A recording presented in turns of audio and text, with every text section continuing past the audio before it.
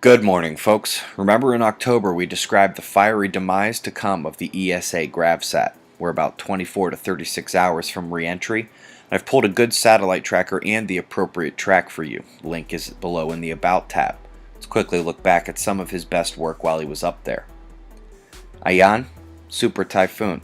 The number of official dead has risen and will continue to rise all day. We now know entire metro areas were leveled.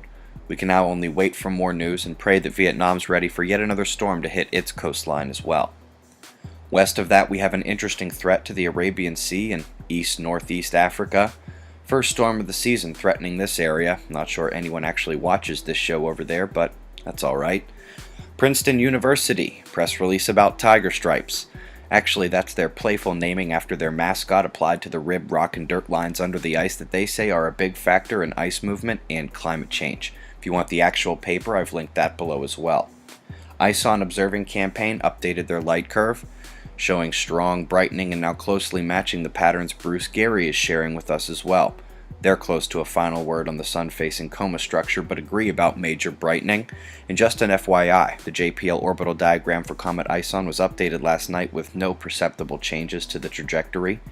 Interestingly, this comet diagram uses nearly 6,000 observations, which doesn't quite put it on par with Hale-Bopp, but Comet ISON is officially one of the most observed comets in history pre-naked eye visibility, and I imagine I'll be able to remove that qualifier before it's all said and done. A point of frustration for me, my favorite buoy, subject of the widely watched video called Disturbance Under the Ocean, has been taken off the online monitoring system.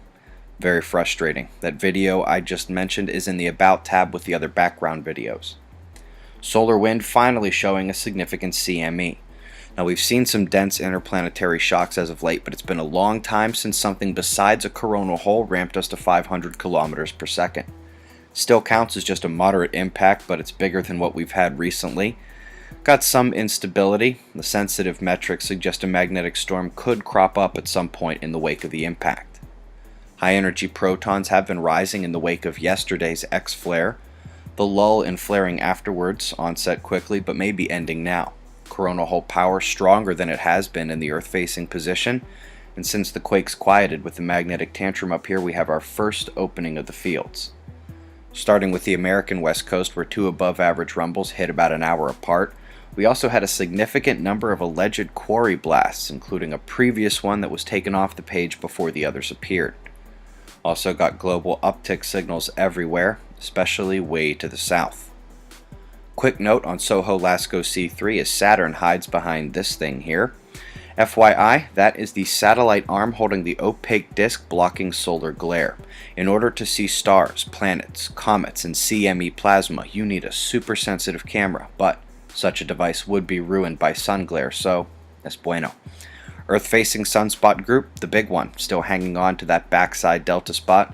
It is definitively alive and could pop more today. The limb group appears to have mixing magnetics, but has not produced yet. We'll keep an eye.